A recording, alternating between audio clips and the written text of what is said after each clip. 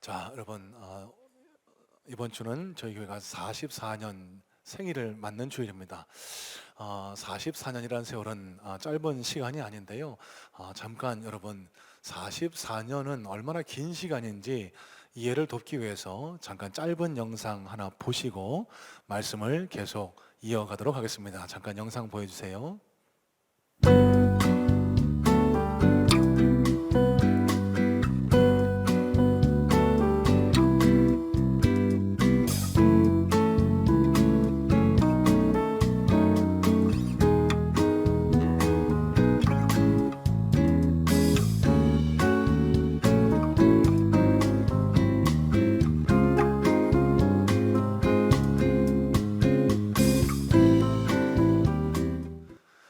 옛날엔 저랬지 생각하시는 분도 계시고 저게 뭐지? 이렇게 생각하시는 분도 계실 텐데요.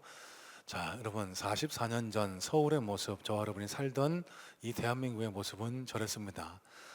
우리 성문교회도 그때 태어났거든요. 44년이라는 시간은 결코 짧은 시간이 아니죠. 천지가 4번 개벽할 시간이고, 사람으로 따지면 한 인간이 출생해서 정교 교육을 다 마치고 사회생활을 시작해서 가장 왕성하게 활동할 시간이기도 하고요. 또 개인 차에 따라 조금 다르겠지만 초등생 이상의 자녀를 두고 가정을 꾸릴 충분한 나이라고 생각을 합니다. 자, 왜 제가 이 말씀을 드리냐 하면은요, 창립 44주년을 맞아서 지나온 이 장구한 세월 동안 우리 성문교회가 하나님 앞에 어떤 열매를 맺어 드렸는지 한번 돌아보게 됩니다. 물론 늘 하나님 은혜 가운데 감사한 일 가득하지만 하나님 앞에 부끄럽고 죄송한 일도 많이 있거든요.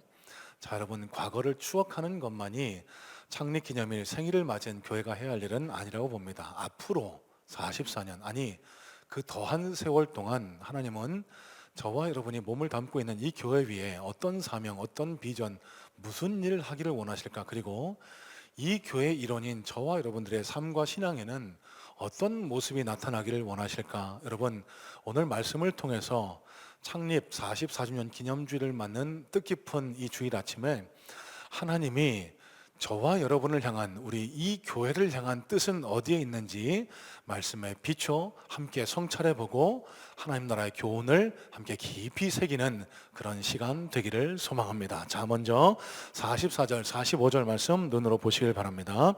그 다음 안식일에는 온 시민이 거의 다 하나님의 말씀을 듣고자 하여 모이니 유대인들이 그 무리를 보고 시기가 가득하여 바울이 말하는 것을 반박하고 비방하거늘. 자, 여러분, 지난주 말씀 계속 기억하실 겁니다. 사도, 그러니까 세례 요한의 선포를 통해서 회개가 무엇인지, 하나님이 원하시는 참된 회개가 무엇인지를 함께 한때 나누었습니다. 회개는 머리로, 가슴으로 하는 게 아니라고 말씀드렸습니다. 하나님이 원하시는 참된 회개는요, 마음의 후회, 돌이킴을 통해서 결단하는 겁니다. 그리고 거기에 그치는 것이 아니라 유턴, 그러니까 진정한 회개는 머리로, 가슴으로 하는 게 아니라 손과 발, 우리의 몸으로 하는 거다라고 말씀을 함께 나누었습니다. 또 말씀으로 오신 예수님에 대해 함께 생각하며 예수 믿는 저와 여러분들이, 하나님을 믿는 저와 여러분들이 하나님의 생명의 말씀을 붙드는 것, 알고 믿고 따르는 것이 얼마나 소중한 것인지를 함께 다시 한번 생각해 보기도 했습니다. 사도 바울이 이어나간 설교를 통해서요, 예수 그리스도의 박해와 순환, 십자가, 죽으심을 설교하고 3일 만에 부활하신 그 예수님을 믿는 자들에게는 천국 백성, 하나님 나라의 자녀가 되어서 영원한 생명을 누린다라는 그런 설교의 내용까지 포함이 되어 있습니다. 자, 여러분, 오늘 설교의 주된 내용은요, 이 사도 바울의 설교 이후에 일어났던, 유대교 회당에서 일어났던 일들을 살펴보기를 원합니다. 자, 여러분, 유대인들이 한 번도 접해보지 못한 이 생명의 말씀을 듣고 큰 충격과 감동을 받았습니다. 그래서 다음 주에도 와서 또 설교해달라고 요청을 했던 거예요. 자, 입소문이 퍼지기 시작합니다. 이 사도 바울이라는 사람이 와서 설교하는데 얼마나 그 말씀이 생명력이 넘치는지 막 가슴을 후벼 파더라. 아마 이런 입소문이 전해진 것 같습니다. 다음 주일이 됐는데요, 그 전 주일과는 비교도 안 되게 성경에는 그 온 성의 시민들이 거의 다 모였다라고 표현할 정도로 많은 이들이 회당 교회로 몰려들었던 겁니다. 여러분, 참 이 구절을 보는데 얼마나 부럽고 얼마나 마음속에 소망이 생기는지, 하나님 저에게도 말씀의 은사를 주셔서 많은 이들이 설교 시간을 통해 은혜 받고 그 다음 주에는 더 많은 이들이 오고, 저에게는 잘 안 일어나는 얘기도 합니다만 좀 웃으시라고 한 얘기인데 예, 어찌됐든 간에 다음 주에는 많은 사람들이 몰려왔습니다. 자, 문제는 여기서부터 시작됩니다. 많은 이들이 모여서 함께 예배드리면 기쁜 일 아닙니까? 감사한 일 아닙니까? 자, 그런데 이 유대인, 그 중에서도 종교 지도자들은 시기심이 발동한 겁니다. 아니, 내가 설교할 때는, 내가 말씀을 나눌 때는 뭐 별로 나오지도 않더니 말이야, 갑자기 저 듣도 보도 못한 바울이라는 사람이 와서 설교하니까, 아니 웬 사람이 이렇게 많이 와, 이거 자리도 없고 말이야, 장소도 삐졌고 말이야. 그래서 이 자존심에 상처가 난 겁니다. 자신들의 종교적인 권위가 상처받았다라고 느낀 이 종교 지도자들, 유대교 종교 지도자들이요, 바울을 비방하고 나섰습니다. 그 결과 나중에 나와 있는 이야기이긴 합니다만, 여러분 50절 말씀 눈으로 한번 보실래요? 이에 유대인들이 경건한 귀부인들과 그 신의 유력자들을 선동하여 바울과 바나바를 박해하게 하여 그 지역에서 쫓아내니, 사도 바울의 설교를 반박한 것에 그친 게 아니라 쫓아냅니다. 사도 바울이요, 거기서 포기한 게 아니라 그 비시디 안디옥 시내에서 장소가 되는 곳, 사람들이 모이는 곳이면 가서 복음을 전했습니다. 역설적이게도 좁아 터진 회당에서 복음을 전했을 때보다 더 많은 사람들이 믿고 주께로 돌아오는 거예요. 이것조차 눈에 거슬렸던 이 유대 종교 지도자들이요, 그 성의 유력한 자들을 선동, 꼬드겨서 이 사람들을 때리기도 하고 그 사람들을 결국 쫓아내게 된 겁니다. 사도 바울이 그 발에 신발을 털고 이렇게 선포합니다. 너희들 먼저 복음을 들었으면 구원받아 마땅하나 어떻게 너희가 영생받기에, 구원받기에 합당하지 않은 사람처럼 말씀에 대해서 왜 이렇게 악독하게 반응하느냐?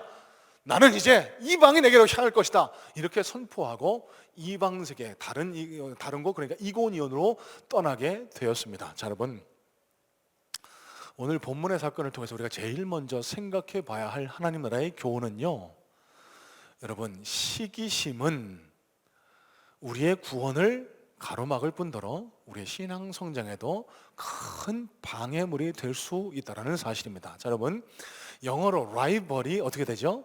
영어 다 했네요. 라이벌 영어입니다. 예, 경쟁자를 뜻하는 영어 라이벌이요, 원래 어원이 강을 뜻하는 리버에서 파생되었다라고 해요. 그러니까 근본 뜻이 같은 강물을 마시는 사람이 경쟁한다라는 그런 의미를 지니고 있다라고 합니다. 자, 여러분, 진짜 그렇지 않습니까? 학생이 학생을 시기하지 교사를, 선생님을 시기하지는 않습니다. 한 회사에 있는 사람들을 시기하지 다른 회사에 있는 사람을 시기하거나 질투하는 일은 극히 드뭅니다. 자, 여러분, 이런 맥락에서 한번 생각해 보세요. 여기 유대인들을 보십시오. 종교 지도자들을 보세요. 누구죠? 지금의 그리스도인입니다. 더 자세하게는 종교 지도자들, 목회자들이었습니다. 지금의 셀리더, 교사라고 생각해 볼 수도 있습니다.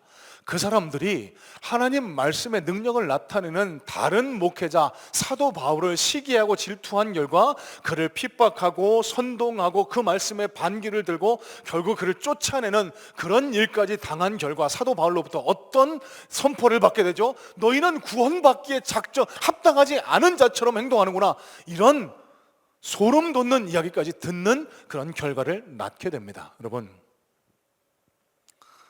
교회 안에서요, 종종 일어나는 일입니다.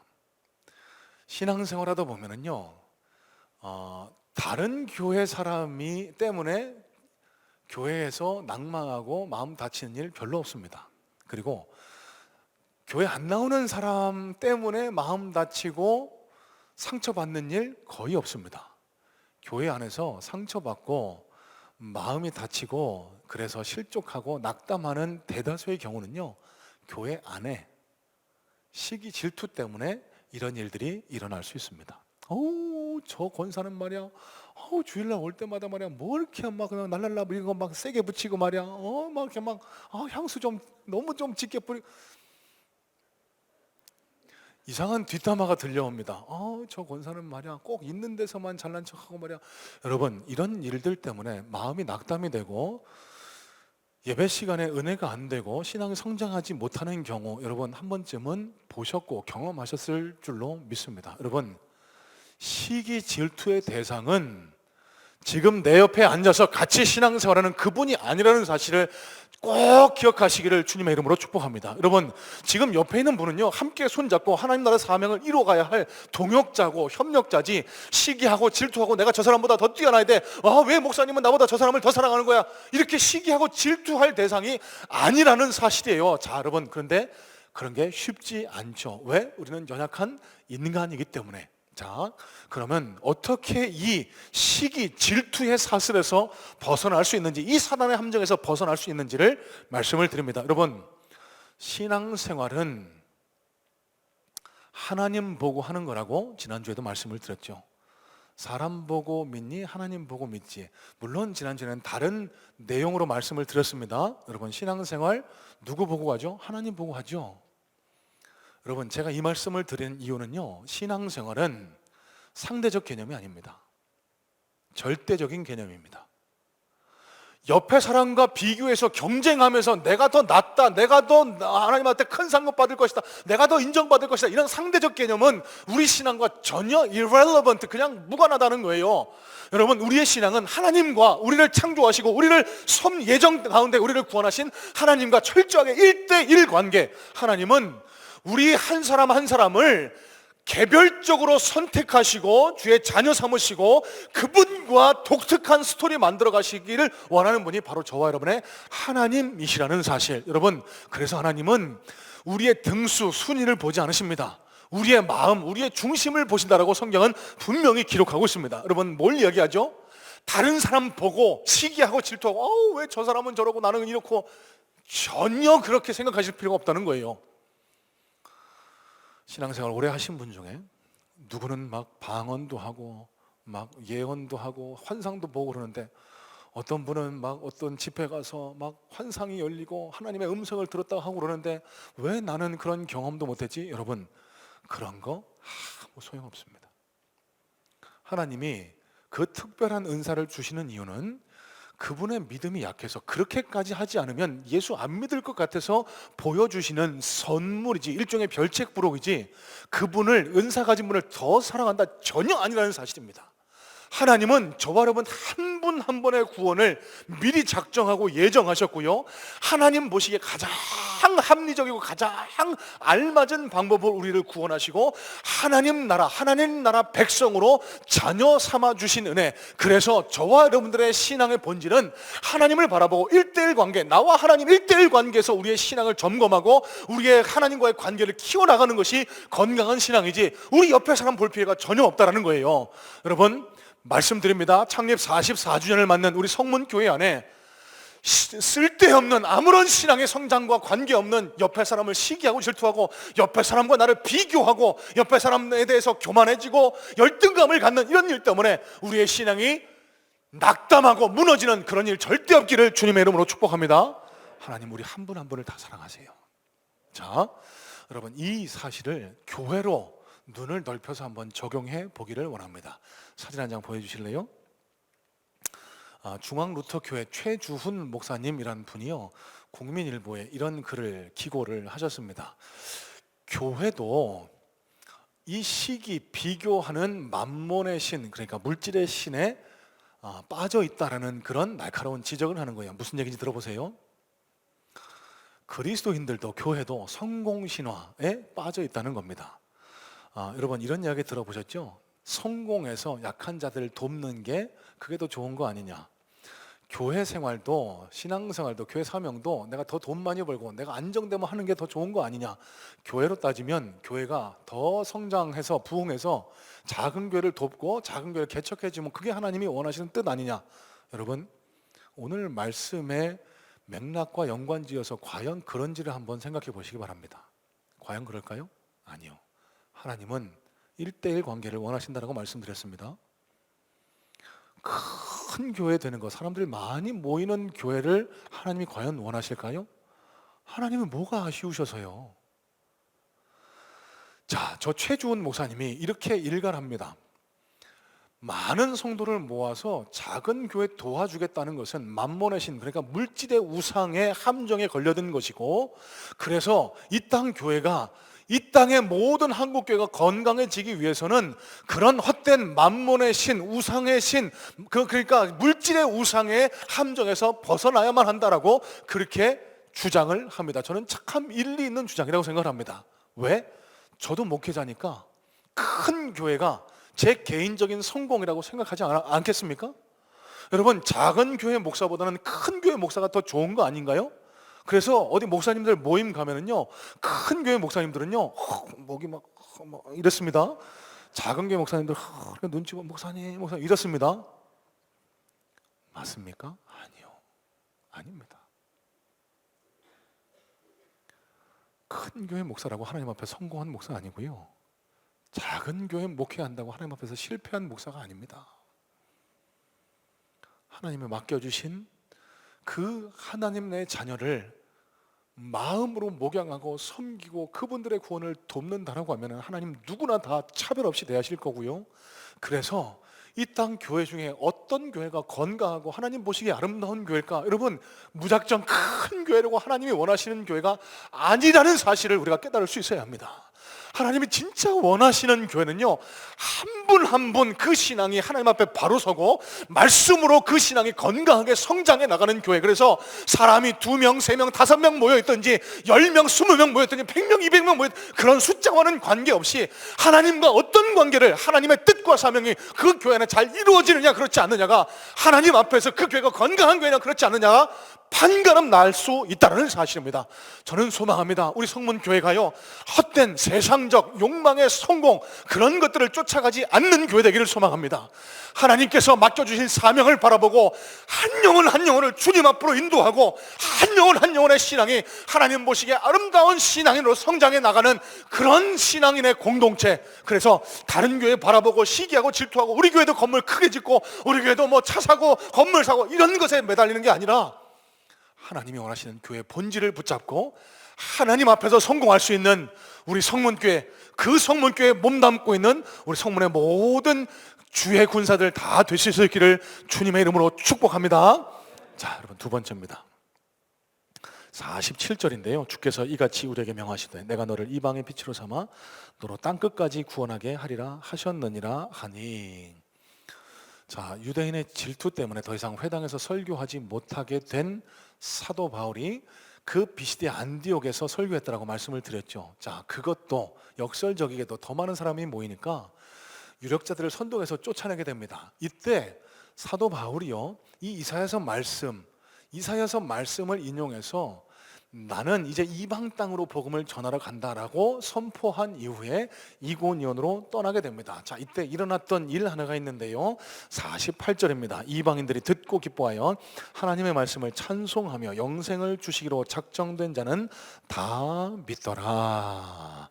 자, 여러분, 여기 이방인은요 원래 유다인, 그러니까 예루살렘 땅, 유대 땅에서 이주해온 원래 유대인이 아니고 그곳 안디옥 지방에서 유대교를 받아들인 자라고 이해하시면 정확하겠습니다. 이 이방인들이 사도 바울의 설교를 듣고 예수 그리스도를 믿어야 구원받는구나, 그래서 하나님께서 구원하기로 작정되면 다 믿게 됐다라는 그런 이야기를 지금 말씀이 기록하고 있는 겁니다. 자, 여기서 주목해 봐야 할 단어가 있습니다.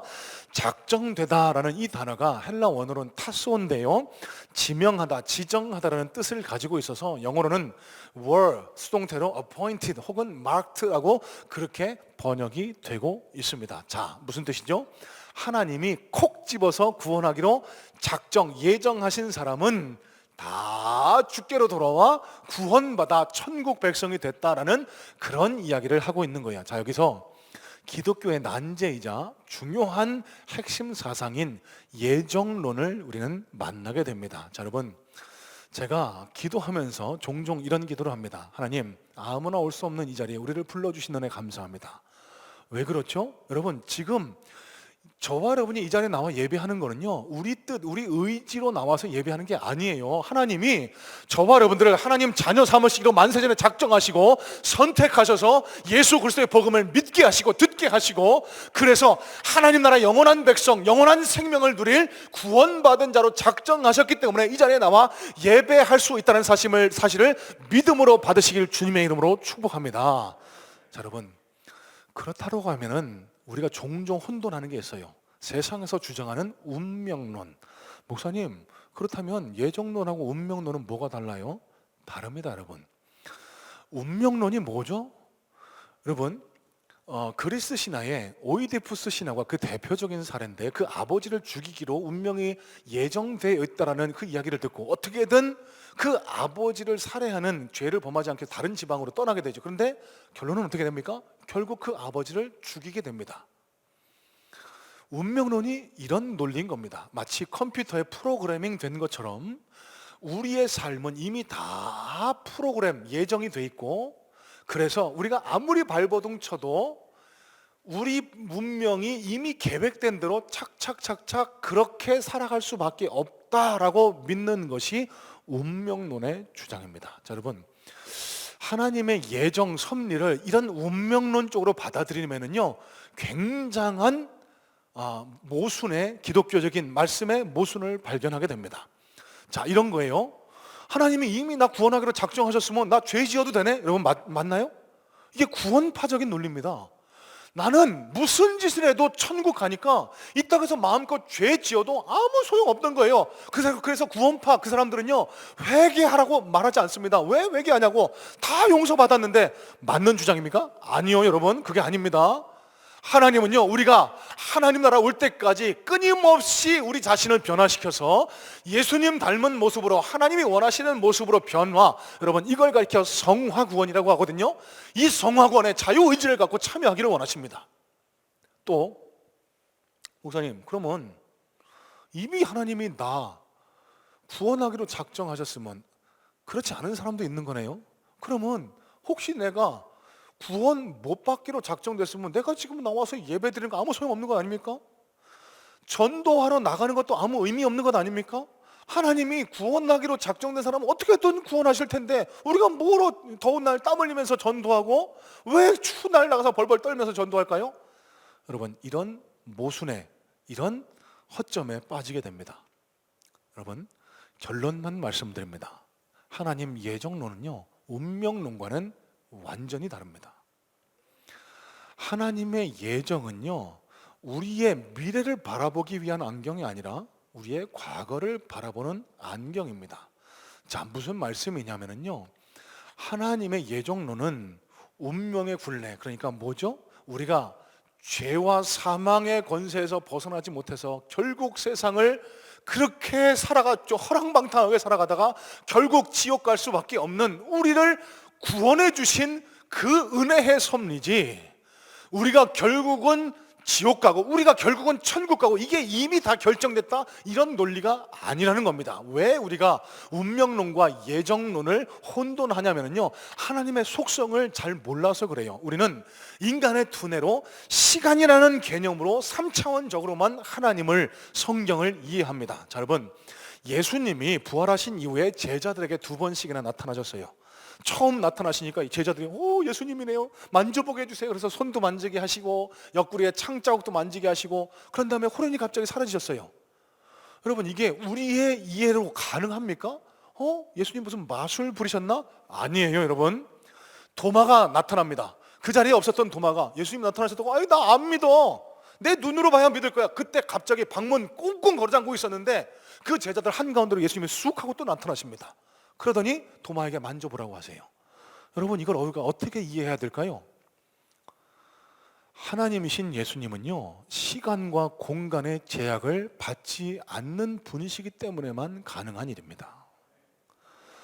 시간 공간의 제약을 받지 않으시기 때문에 그 문이 꽁꽁 잠겨 있는, 마치 무슨 추리소설의 밀실살인 것 같은, 그래서 아무도 들락거릴 수 없는데 예수님 갑자기 나타나셨다 사라지시고, 왜 그럴까요? 시간 공간의 제약이 없으셔서 그래요. 자, 이런 관점에서 예정론을 이해하시기 바랍니다. 예정론은요, 우리의 운명을 미리 예정해 놓으시고 그렇게 인도해 가시는 하나님에 대한 이야기가 아닙니다. 하나님은 언제 우리를 예정하셨을지 모릅니다. 시간 개념이 하나님께는 적용이 안 되기 때문에, 다만 우리가 믿음으로 받아들일 것은 하나님은 정확한 하나님의 때, 카이로스의 때에 저와 여러분의 선택, 구원을 예정하시고 하나님 나라 자녀 되게 하시고 이 자리에 나와 예배하게 하시고 말씀으로 우리의 삶을 점점 변화시켜 나가기를 원하시는 분, 그분이 바로 저와 여러분의 하나님이시라는 사실. 그래서 예정론을 통해 우리는 구원의 은혜를 감격으로 받아들일 수 있어야 돼요. 그 죄와 사망의 사슬에서 벗어나지 못해서 영죽을 우리를 위해서 예수 그리스도를 허락하시고 우리를 하나님 나라 자녀 삼으신 은혜에 감사하는 것, 이게 예정론의 감사한 은혜라는 사실입니다. 자, 한 가지 말씀만 드릴게요. 어떤 사람이 물에 빠져서 이제 막 허우적 죽어가고 있습니다. 운명론자는 어떻게 할까요? 저 사람 어차피 죽을 운명이니 지켜봐야 되겠구나. 이게 운명론자의 태도고요. 예정론자, 저와 여러분은 어떤 태도를 갖춰가야 될까요? 내가 지금 그 물에 뛰어들어 저 영혼을, 저 사람을 구원하는 것이 하나님의 예정하심인지를 어떻게 알겠느냐. 그래서 그 물속에 뛰어들어서 그 영혼을 구하는 것, 여러분, 이게 예정론, 하나님의 예정론을 믿는 그리스도인의 올바른 합당한 삶의 태도라는 사실입니다. 여러분, 창립 44주년을 맞는 성문교회가 앞으로 이런 믿음을 가지고 달려나가기를 소망합니다. 수많은 구원받기로 작정된 자들을 위해서 우리가 열심으로 복음을 전하고 열심으로 그들을 섬겨나가고 열심으로 그들을 양육해 나가면 하나님의 예정하심, 선택하심의 섭리가 그들 삶에 함께하므로 이 교회를 통해서 작정된 자는 다 믿더라, 이 구원의 축복이 우리 성문교회에 충만하게 넘쳐날 수 있기를 간절한 마음으로 소망하고 축복합니다. 자, 여러분, 마지막입니다.